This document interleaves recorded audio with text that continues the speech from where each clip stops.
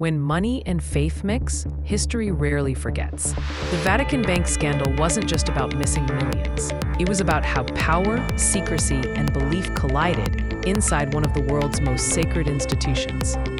By the time Banco Ambrosiano collapsed in the early 1980s, the world already knew the headlines. But beneath them was a deeper truth, that what began as a moral mission had evolved into a political instrument, shaped by forces far beyond the Church itself.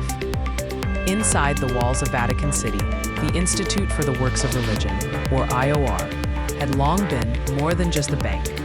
It was a bridge between the spiritual and the temporal, a financial arm of the Holy See that could move funds discreetly for good causes, or for causes too sensitive to be seen. That discretion made it invaluable, especially during the Cold War. In post-war Europe, communism was rising fast, and the Vatican saw itself as a spiritual counterforce.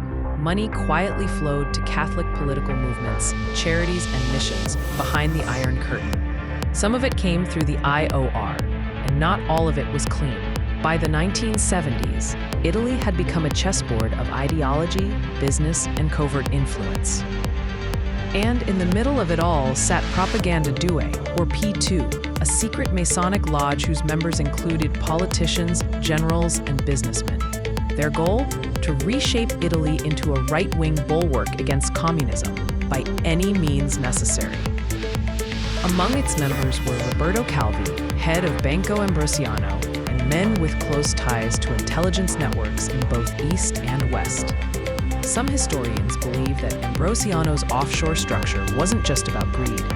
It was also about moving money for covert political operations, including funds linked to the Vatican's anti-communist efforts, and even CIA-backed activities during the Cold War. It was a perfect symbiosis of faith, fear, and finance, a web so intricate that pulling any one thread risked exposing everyone. When Calvi's empire imploded, that web began to unravel. Italian magistrates soon discovered a network of shell companies stretching across Latin America, Panama, Peru, Nicaragua, regions where church missions and political insurgencies often blurred together. Those offshore entities held hundreds of millions, routed through the IOR under the guise of charity or investment.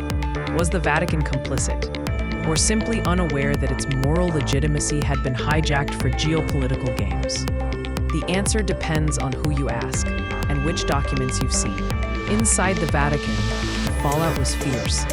Pope John Paul II, newly elected and deeply concerned about communism in Eastern Europe, faced an impossible choice: expose the full extent of the Vatican's financial entanglements, or contain the damage quietly to protect the Church's credibility.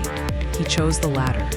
Marcinkus was shielded by sovereignty, Calvi was dead, and the IOR quietly settled its debts out of grace.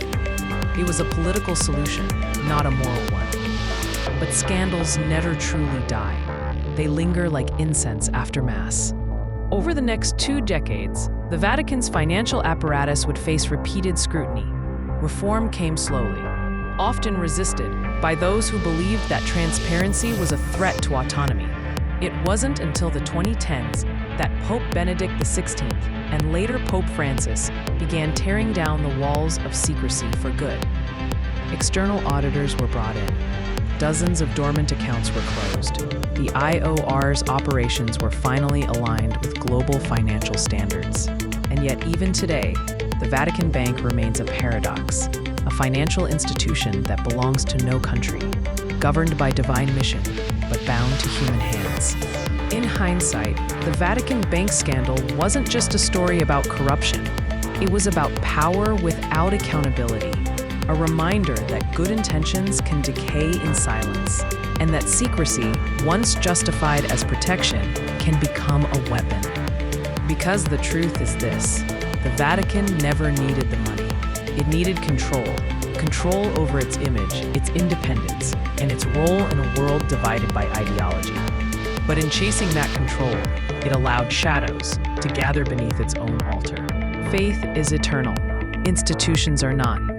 And the story of the Vatican Bank is proof that even in sacred halls, Human nature writes the balance sheet. Like and subscribe, and join us next week as we uncover more of history's dirty secrets.